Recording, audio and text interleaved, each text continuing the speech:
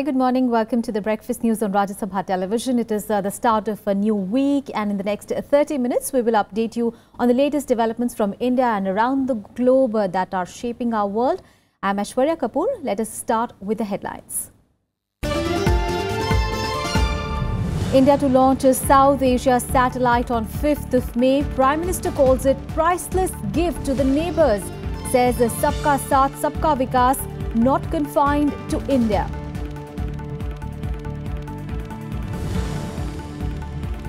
Turkey's President Erdogan to hold delegation-level talks with Prime Minister Modi. Trade and combating terror to top agenda.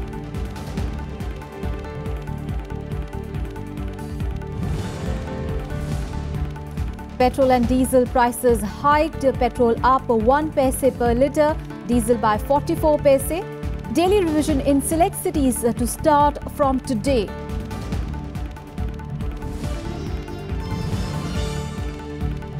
Real Estate Act comes into force. Developers to register ongoing projects within 3 months.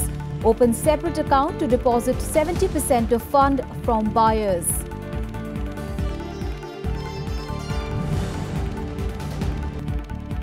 Our top story this morning, the much-awaited Real Estate Act 2016 comes into force from today. Now, this will end the 9-year-long wait and regulation of real estate sector involving over 76,000 companies across the country will become a reality. Only 13 states and union territories have so far notified rules under the Act. The Act promises to bring in the much-desired transparency, accountability and efficiency in the real estate sector. The developers will get all the ongoing projects that have not received a completion certificate and the new projects registered with the regulatory authorities within 3 months, which will be by July end. Now, this will enable the buyers to enforce their rights and seek the redressal of grievances after such registration.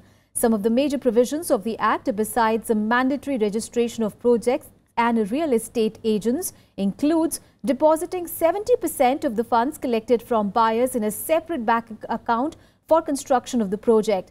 The government has described the implementation of the Act as a beginning of an era where the consumer is the king. The Real Estate Regulation and Development Bill 2016 was passed by Parliament in March last year. Even the ongoing projects which have not received completion certificate, they should register it within 3 months. मैं और भी समय दे रहा हूँ 3 महीने के लिए. कुछ लोग कह रहे सर हम बीच में है करना क्या? Within 3 months you complete it, get the certificate and get registered. That's the end of it. Now, the prices of petrol and diesel were hiked effective Sunday midnight. While the price of petrol was raised by 1 paise per litre, diesel prices were hiked by 44 paise a litre. Now, this follows an increase in petrol and diesel prices by 1.39 and 1.04 rupees per litre respectively, which was initiated on 16th of April. The price of petrol in Delhi went up from 68.07 per litre to 68.09, while that of diesel from 56.83 to 57.35 a litre. Meanwhile, the prices of petrol and diesel in Puducherry, Vizag, Udaipur, Jamshedpur and Chandigarh will be revised on a daily basis starting today. The changes will be in sync with international rates, so will gradually be applied to other parts of the country as well. The new rates will reflect a daily movement in international oil prices and rupee-dollar fluctuations instead of the earlier method of using fortnightly average. And the government's decision to get rid of red beacons on vehicles comes into effect from today. Prime Minister Narendra Modi in his monthly radio address on Sunday said that the decision is aimed at removing the VIP culture from the mindset of certain people. He further said that the VIP culture should be replaced with EPI, meaning every person is important. The Prime Minister underlined that each citizen has equal value and importance in the country. While explaining the move, Prime Minister Modi said that although the red beacon was used atop a vehicle, but gradually the VIP culture got into the head of those who were using it, and that led to the mindset of VIP culture. He also added that getting rid of the red beacon was an administrative decision, but efforts have to be made to remove the VIP culture from the mindset as well. जब सरकार ने तय कर दिया कि अब हिंदुस्तान में कितना ही बड़ा व्यक्ति क्यों न हो, वो अपनी गाड़ी पर लाल बत्ती लगा करके नहीं घूमेगा। वो एक प्रकार से वीआईपी कल्चर का सिंबल बन गया था। लेकिन अनुभव ये कहता था कि लाल बत्ती तो व्हीकल पर लगती थी, गाड़ी पर लगती थी, लेकिन धीरे धीरे धीरे वो दिमाग में घुस जाती थी और दिमागी तौर पर वीआईपी कल्चर पनप चुका है। सरकारी निर्णय से लाल बत्ती का जाना वो तो एक व्यवस्था का हिस्सा है, लेकिन मन से भी हमें प्रयत्नपूर्वक इसे निकालना है। हम सब मिलकर के जागरूक प्रयास करेंगे तो निकल सकता है। And Prime Minister Narendra Modi also made a certain other announcement in the Mann Ki Baat. He said that India will launch the South Asia satellite on 5th of May. The promise was made by the Prime Minister soon after taking over the reins at the centre. He made this announcement on his monthly radio show Mann Ki Baat. Now, 7 of the 8 SAARC countries are part of the project. Pakistan has opted out and Afghanistan is on board despite not being a signatory. Initially, it was to be named as a SAARC satellite, but its name was changed to South Asia Satellite after Pakistan refused to join the project. The Prime Minister described the project as India's priceless gift to its neighbours. He also said that the project was a part of India's thrust on Sabka Saath, Sabka Vikas. The benefits will be in the areas of mapping of natural resources, telemedicine, education, IT connectivity and people-to-people links. Basically, the satellite is meant for providing communication and disaster support, connectivity among the countries of South Asian region. 5 मई को भारत दक्षिण Asia satellite launch करेगा।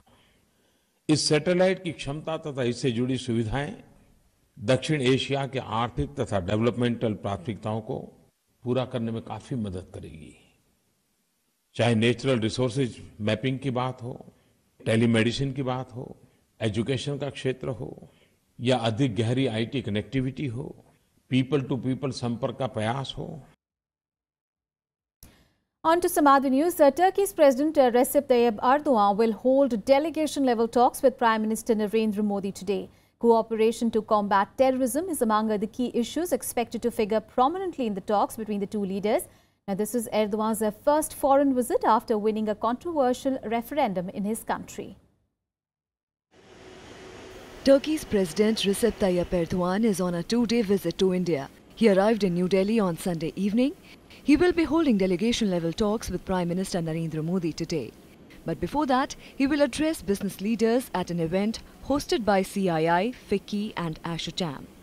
With the aim to increase bilateral trade with India, a 150-member business delegation will be part of the meeting of the India-Turkey Business Forum. India's main export products to Turkey are textiles and fabrics, chemicals, pharmaceuticals, plastic products, machinery and automotives. There is scope for cooperation in other areas such as construction, infrastructure development, renewable energy, tourism and film shooting. He will hold wide-ranging talks with Prime Minister Narendra Modi on key bilateral and regional issues, including India's NSG membership bid and ways to strengthen cooperation in counter-terrorism and trade. This is his first foreign visit after winning a controversial referendum on April 16th that further consolidated his executive powers. Diplomatic relations between India and Turkey go back to over 70 years. Regular high-level exchanges have strengthened our bilateral ties. Both India and Turkey have been battling terrorism for long and understand the need for acting against this global menace. Turkey is not directly opposed to India's NSG membership, but has been maintaining that the powerful bloc should come out with a system to consider the entry of the countries which are not signatory to the Nuclear Non-Proliferation Treaty, also supporting Pakistan's case. Among his other engagements today include a call by External Affairs Minister Sushma Swaraj, conferment of the honorary degree by the Jamia Millia Islamia University, call by the Vice President Mohammad Hamid Ansari and a meeting with President. Akhilesh Suman's report for Rajya Sabha TV. The Election Commission is set to ask the government to amend the laws to disqualify candidates named in charge sheets for bribing voters. This move comes after the poll body cancelled a Tamil Nadu Assembly by-poll following allegations of use of money to influence people. Now, according to sources in the Election Commission, the poll watchdog has decided to write to the Law Ministry seeking changes in the Representation of the People Act to ensure that candidates contesting Lok Sabha and Assembly polls are disqualified for up to 5 years once they are charge-sheeted by a court. Earlier this month, the Commission had indefinitely put off the RK Nagar Assembly by-poll after it found that money power was used to influence the voters there. In news related to elections, the Niti Aayog has now suggested a synchronized two-phase Lok Sabha and Assembly polls from 2024. The suggestion is to ensure minimum campaign mode disruption to governance. The policy think tank has said that implementing the proposal may necessitate a maximum one-time curtailment or extension of some state assemblies. The Niti Aayog has made the Election Commission the nodal agency to look into the suggestion. It has recommended the setting up of a working group of stakeholders for deciding a roadmap for synchronized elections. A final blueprint in this regard will be ready by the next March as per the draft 3-year action agenda. The recommendation assumes a significance as President Pranab Mukherjee and Prime Minister Narendra Modi both have pitched for simultaneous Lok Sabha and Assembly polls. And in Breakfast News, we'll take a very short break. We'll be right back with more news. Stay tuned.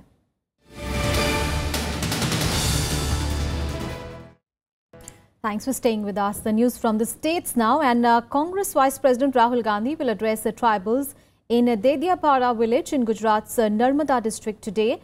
The rally will be a part of the party's ongoing Adivasi Adhikar Abhiyan. Congress Chief Sonia Gandhi's political secretary Ahmed Patel is supervising the preparations for the rally. The party has attached immense importance to the rally. The rally is being organized on Gujarat's Foundation Day. The rally is being seen as the Congress's exercise to regain ground in the poll-bound state. The BJP has dismissed the event, saying that Rahul's rally will only benefit the ruling party.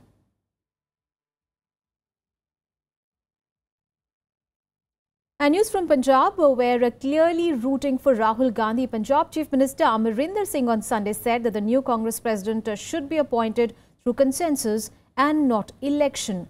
Amarinder Singh also said that it was up to Sonia Gandhi to decide whether she wants to continue as the party chief for another term, and the party will be happy if she decides so. The Punjab Chief Minister, however, favoured the projection of regional leaders in the Congress and making them the party's face in each state ahead of the assembly elections. The organizational election process within the Congress party is underway, and the new party chief has to be elected by 15th of October this year.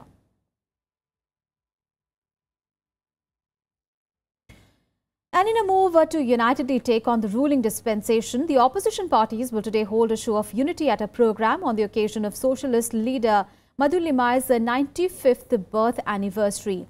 The occasion coincides with the International Labour Day. The conclave will have representation from the Congress, the NCP, JDU, SP, RJD, RLD, CPM, CPI and JDS. The program will see these parties calling for unity against the BJP and the Narendra Modi government. Among the various leaders, Congress's Digvijay Singh, JDU's Sharad Yadav and CPIM General Secretary Sitaram Yechuri will share days under the banner of progressive unity. A follower of Ram Manohar Lohia, Madhu Limai played a pivotal role in the Goa liberation movement.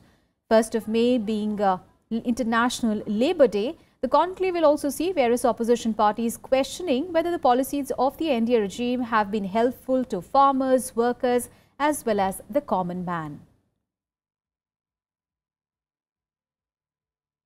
News from Jammu and Kashmir, where at least one person was killed and 5 others were injured on Sunday in a grenade attack in the state. The attack took place outside a police station in Srinagar.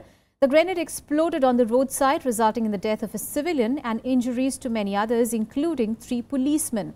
The militants reportedly fired a few shots in the air before escaping. The injured were taken to a nearby hospital. The area has been cordoned off for searches.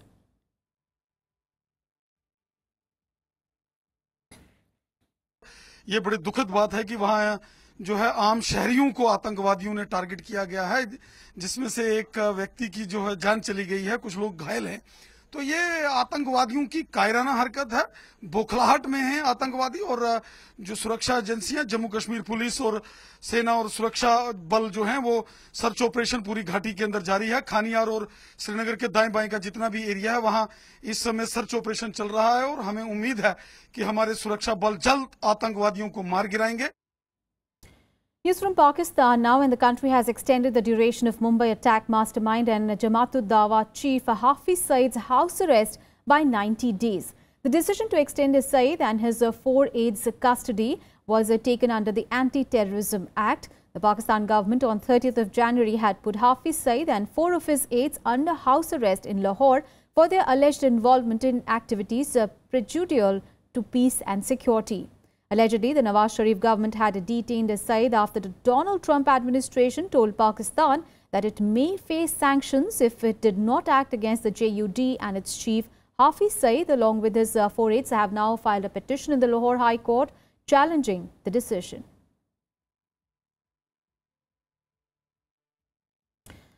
And Nepal's first female Chief Justice has been suspended after the 2 largest parties in the ruling coalition filed an impeachment motion against her. Nepali Congress and CPN accused Sushila Kark of delivering biased verdicts and interfering in the executive's jurisdiction. At least 249 lawmakers have signed the motion. An amendment motion can be filed by securing the support of at least 1/4 of the total number of lawmakers. Now, following the impeachment, Deputy Prime Minister Bimalendra Nidhi resigned over the dissatisfaction with the move. A recent dispute between the government and the Supreme Court over the appointment of Nepal police chief is considered the tipping point, with the allegations that Karki tampered with the performance evaluation of candidates for the post. Karki had assumed office as Nepal's first woman Chief Justice on 1st of August last year. Another short break here. We'll be back with international news and sports news. Stay tuned.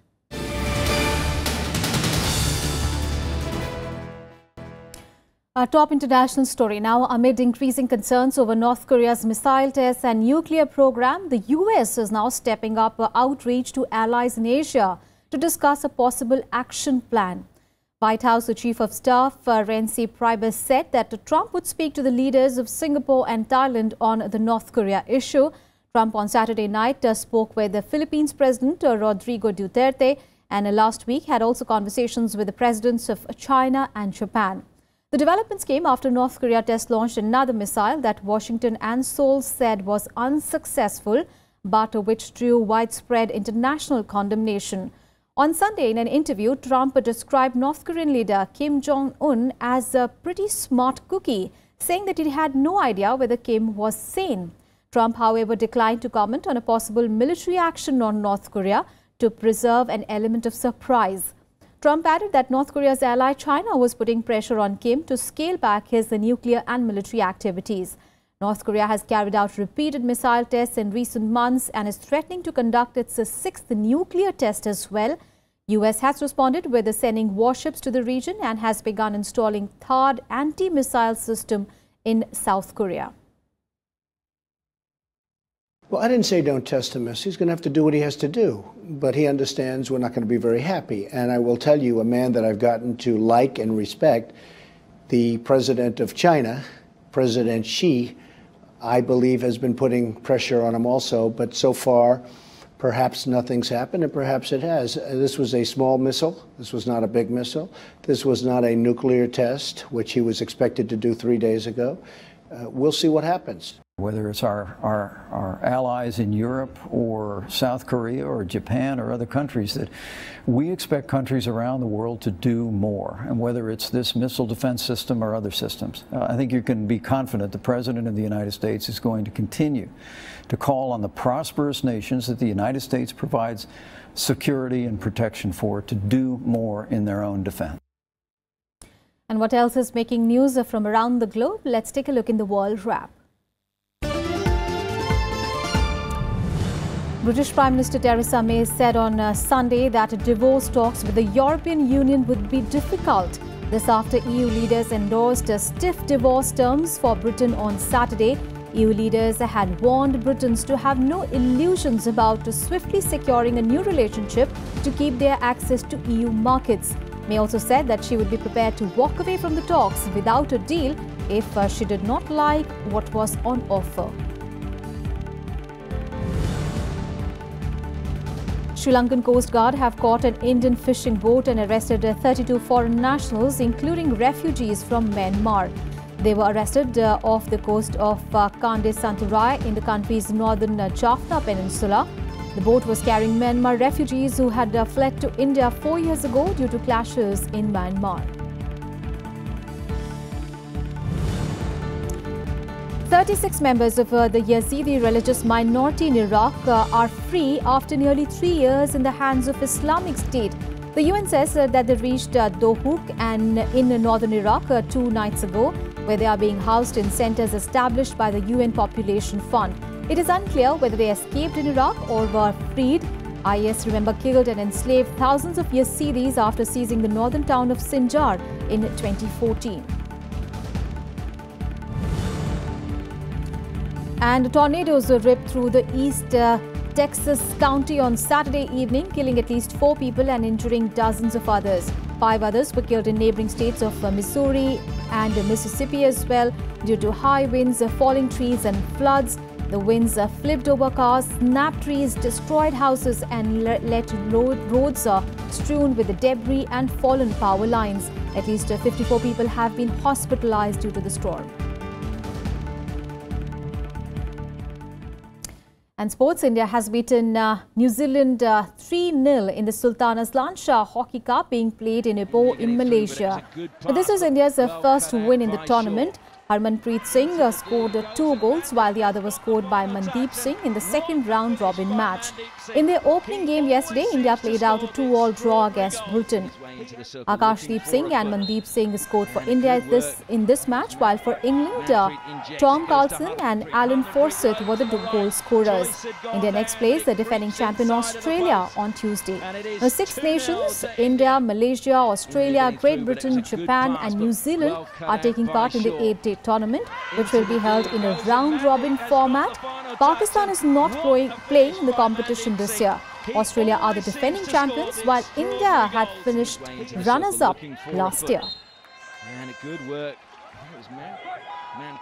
That's it in this edition of Breakfast News. But news and updates continue on Rajya Sabha television. Thanks so much for your time.